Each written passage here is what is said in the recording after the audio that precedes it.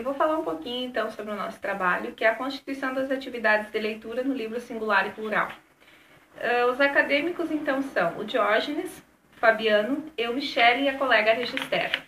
Então eu vou falar um pouquinho sobre a parte introdutória do nosso trabalho, que destaca então sobre o livro didático, que ele ainda exerce grande influência nas atividades em sala de aula, sendo utilizado em algumas escolas, ainda como a única ferramenta responsável pelo ensino da língua portuguesa. Dessa forma, se faz necessário um estudo e a reflexão sobre os aspectos e os pressupostos teóricos que são os norteadores das atividades que se encontram nesse livro, Então, a gente buscou destacar quais são essas atividades, e de que forma o livro didático trabalha com esses aspectos do texto, Porque tem algumas leituras que estão contidas no livro didático, e aí de que forma que ele trabalha essa parte da leitura com os alunos em sala de aula. Então, embasados nessa proposta, a proposta curricular de Santa Catarina, fala sobre, então, que a leitura é um processo pelo qual o leitor realiza um trabalho, E aí, mantido nisso, a compreensão e a interpretação do texto, a partir dos seus objetivos, de seu conhecimento sobre o mundo, sobre o autor, de tudo o que está contido na linguagem. Assim, buscaremos analisar a articulação entre a teoria e a prática, ou seja, qual a perspectiva que os autores definem para a leitura e como elas se revelam nas atividades de leitura propostas ao longo das atividades do livro. Então, foi o que eu falei até agora, O livro busca, então, trabalhar com a parte da leitura e a gente vai alencar nos demais slides, de que forma que o livro está trabalhando essa leitura. Se é de alguma forma mais articulada ou se é de alguma forma solta e sem embasamento teórico nenhum. Tudo bem? Meu nome é Diógenes. Meu objetivo neste momento é apresentar a vocês o resultado da nossa análise, da nossa pesquisa sobre o livro didático. Nós tínhamos alguns, entre tantos exemplares, alguns que poderíamos escolher, e nós escolhemos então singular e plural de 3 autoras, Laura de Figueiredo, Marisa Baltazar e Shirley Goulart. A análise então que nós podemos fazer deste livro didático é que o objetivo principal que as autoras têm é que os alunos de fato tenham uma interação com os textos propostos. Para que isso aconteça, em cada unidade é apresentado um escritor da literatura brasileira. A partir de cada leitura, os trechos propostos, algumas atividades são feitas. Atividade de leitura, atividade de produção textual e a análise linguística. Desta forma, os alunos, em cada atividade propostas, eles vão analisar o texto, especialmente isso, e vão procurar fazer também a interpretação deste texto. Esta é a proposta-chave, então, das autoras. O que podemos verificar, e nós verificamos como grupo, é que nem todos os textos permitem a realização deste processo. Alguns textos, eles são colocados, na realidade, dentro do livro, mas frequentemente utilizados somente como um pretexto para a identificação de rimas, tipos de frases e atividades para que os alunos encontrem, inventem um final diferente para aquele texto.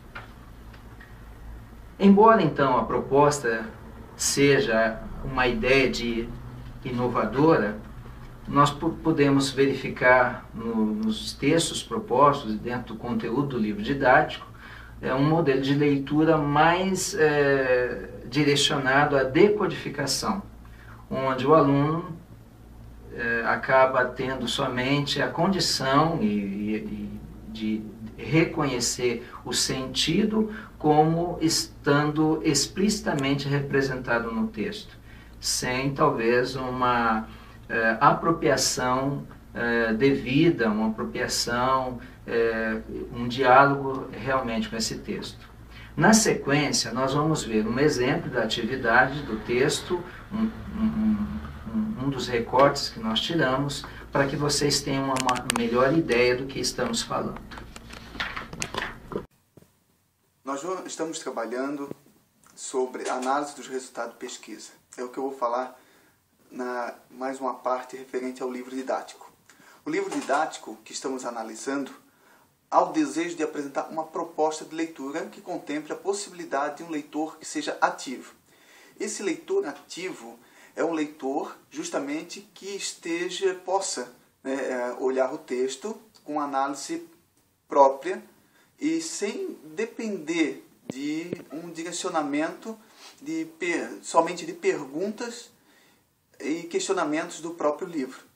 Mas conforme nós abordamos aqui essa análise, nós vimos que fizemos um breve levantamento da natureza dessas questões mais recorrentes e analisamos que elas levam realmente o aluno a fazer uma cópia, uma representação maior no sentido das atividades, mas utilizando o livro, fazendo o quê?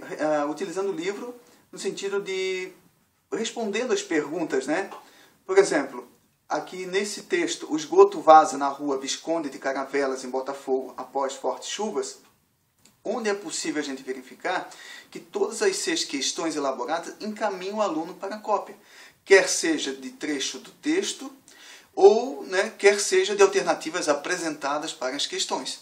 Lógico que a ênfase aqui em questões dessa natureza por si só já demonstra a compreensão de que o sentido está no texto, cabendo apenas ao leitor recuperá-lo. Mas é necessário que esse aluno, conforme a análise desse livro didático, ele tenha que levar o aluno a ter uma abordagem melhor do texto, entendendo a sua estrutura, entendendo realmente toda a necessidade que o texto apresenta para que ele se torne um leitor abrangente, realmente na sua interpretação.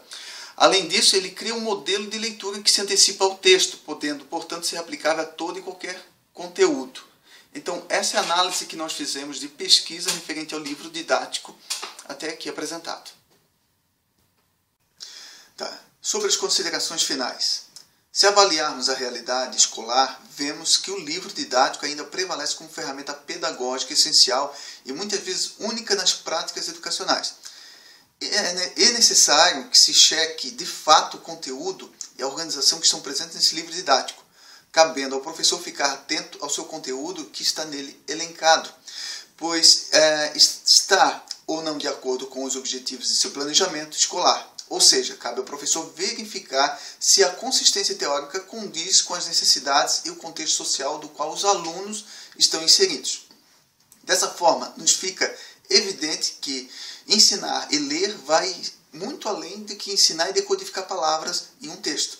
E que ensinar e ler significa ensinar os alunos a usarem estratégias de leitura na busca da construção e reconstrução dos significados de um texto, que são naturalmente empregados por eles ao fazerem a leitura do mundo observando, antecipando, interpretando o que os rodeia. Em suma, o processo de leitura que se deve prevalecer nas práticas de ensino deve garantir que o aluno compreenda o texto e que se possa ir construindo uma ideia sobre o seu conteúdo, extraindo dele o que lhe interessa em função dos seus objetivos.